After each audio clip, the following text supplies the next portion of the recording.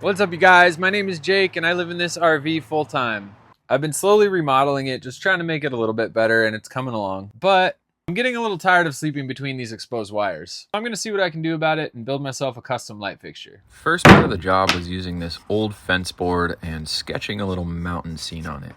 The board was about 4 feet long, but I still was able to come up with something in about half an hour. Next, I used this old stain I had and added some water to it to create 3 different tints. I then went over the entire mountain scene with the lightest shade that I had, just to give myself a base that I could work off of. Once the base was down, I started laying in some happy little mountains wherever I felt like they should go, and then I used this paper towel to sort of dab the stain out and create some mountain shapes. Here's what I ended up with, and I feel like it turned out pretty good.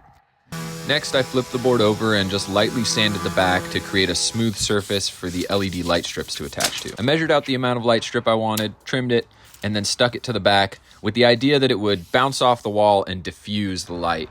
I don't really know how to solder, so I just use these cheap connectors to wire everything together. For the most part, they're super easy to use. You just clamp them on really tight and make sure they're not going to come off. I'm using this 12-volt on-off switch that I had left over from something else and attaching it with this little pipe holder thingy that I had in my spare parts bin.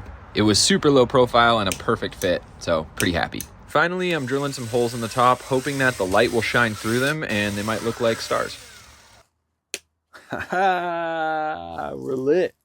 Now I just gotta figure out how to mount it. To mount them, I used a couple of scrap wood blocks I had lying around and put some screws in the corners. Then I screwed directly through the face into the wood blocks. That's pretty cool. It was a little hard to get a good shot of the final product with the backlight, but here's what it looks like. The light does shine through and creates this cool star effect. If I did that again, though, I'd probably drill the holes a little bigger. So anyway, here it is. I hope you guys enjoyed the video, and yeah, make something cool.